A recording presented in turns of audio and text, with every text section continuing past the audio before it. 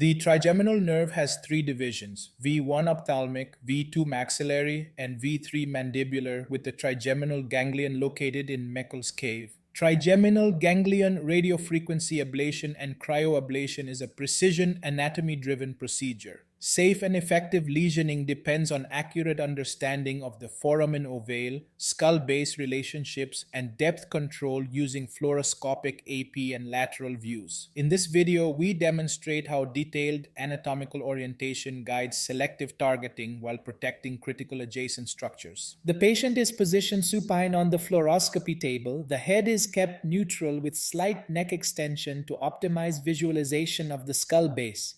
Begin with a true anteroposterior fluoroscopic view. Now tilt the C-arm caudally until the submental view is obtained, allowing clear visualization of the skull base anatomy. From the submental view, rotate the C-arm obliquely toward the ipsilateral side being targeted, usually about 15 degrees. This oblique projection aligns the foramen ovale in a tunnel view. Identify the foramen oval, located medial to the mandibular process and lateral to the maxillary sinus. Ensure a clear tunnel view for a coaxial needle approach. After sterile preparation and draping, infiltrate local anesthetic at the skin entry point. Using a coaxial tunnel vision approach, advance the radiofrequency ablation cannula toward the foramen ovale under continuous fluoroscopic guidance. The needle is advanced carefully until it reaches the base of the foramen ovale opening. Avoid puncturing the oral cavity as it increases the risk of meningitis. Switch to a true lateral fluoroscopic view. Confirm needle depth and orientation, identifying key anatomical landmarks including the pituitary fossa and clevis, skull base, and foramen oval. Ensure the needle tip is positioned safely without crossing the clevis line. Now advance the needle till foramen ovale. For V1 branch, ablation needle has to be inserted more deeper near the clevis and it is intrathecal, which is shown by CSF return. Begin electrical stimulation to confirm correct needle placement. If the needle is at the base of the foramen oval, stimulation will activate the V3 branch producing masseter muscle twitches. Advance the needle slightly forward. As the needle reaches the V2 region, the masseter twitches fade, confirming appropriate positioning for lesioning. Select the final position of the needle based on the trigeminal branches involved. Before starting radiofrequency lesioning, inject a small volume of local anesthetic through the RF cannula after confirming correct needle position and stimulation response. This improves patient comfort during lesioning without affecting the accuracy of the procedure. Proceed with controlled radiofrequency lesioning using a stepwise temperature protocol. First lesion at 60 degrees Celsius for 60 seconds. Second lesion at 65 degrees Celsius for 60 seconds.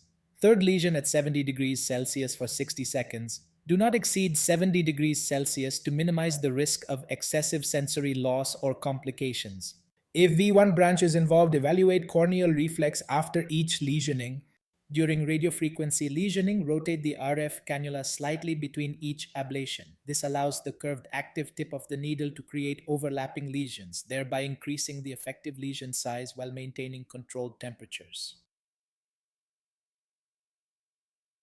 After completing the radiofrequency lesions, inject a small dose of steroid through the cannula to help decrease the risk of differentiation pain. Following this, withdraw the needle carefully, apply a sterile dressing, and monitor the patient for neurological status and pain relief. Now we will demonstrate cryoablation of the trigeminal nerve.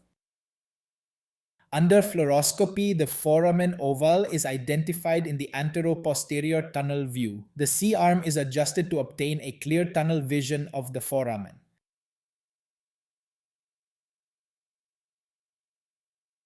The fluoroscope is then rotated to the lateral view to confirm that the cryoprobe tip has just crossed the foramen oval, ensuring intracranial entry without excessive depth. Cryoablation is initiated by lowering the probe temperature to minus 80 degrees Celsius, maintained for 60 to 120 seconds, followed by passive thawing. The cryoprobe is then advanced slightly by 1 to 2 millimeters, and a second freeze-thaw cycle is performed at the same temperature to create a staggered lesion.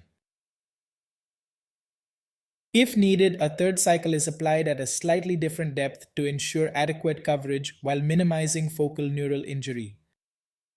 The probe is removed and the patient is assessed immediately for pain relief and sensory changes. Cryoablation at controlled temperatures produces selective axonal interruption with preservation of motor fibers and a lower risk of dysesthesia.